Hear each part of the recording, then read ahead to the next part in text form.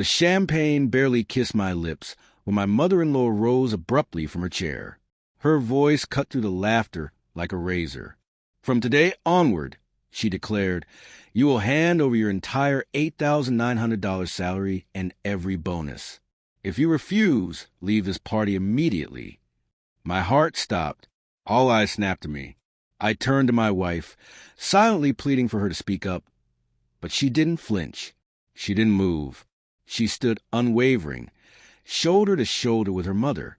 That was the instant I realized this was a family. It was an ambush. When I first met Anna, she was the opposite of her mother. Gentle, soft-spoken.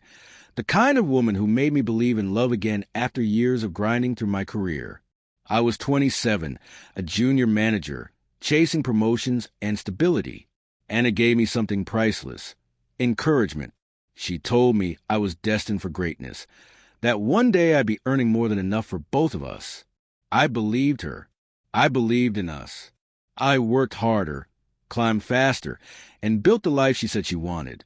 So, when the promotion came, senior management, $8,900 salary, massive bonuses, I threw a party. I thought it was our celebration. Turns out it was their trap. The signs had been there, of course. Her mother's endless commentary. Real men give their paychecks to their wives. Her sister's snide remarks. Don't forget who you married. Anna deserves luxury.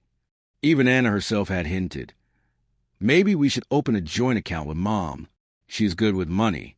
I laughed them off, blinded by love, assuming they were jokes, cultural quirks, harmless chatter. But deep down, I knew the truth. They didn't see me as family. They saw me as a wallet with a beating heart. The promotion party, the night that should have been my proudest, turned into the stage of my humiliation. I scanned the room. Colleagues whispered, some smirking.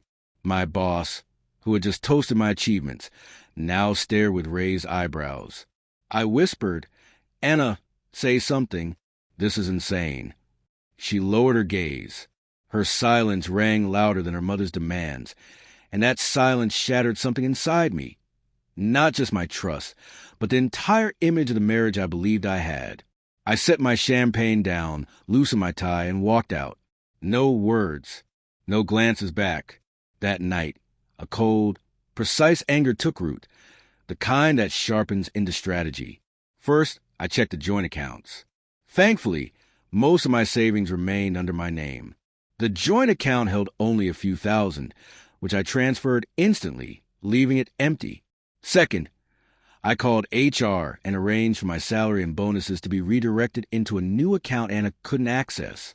Third, I worked with my lawyer, quietly and methodically preparing for separation. Property, assets, debts, every document in order.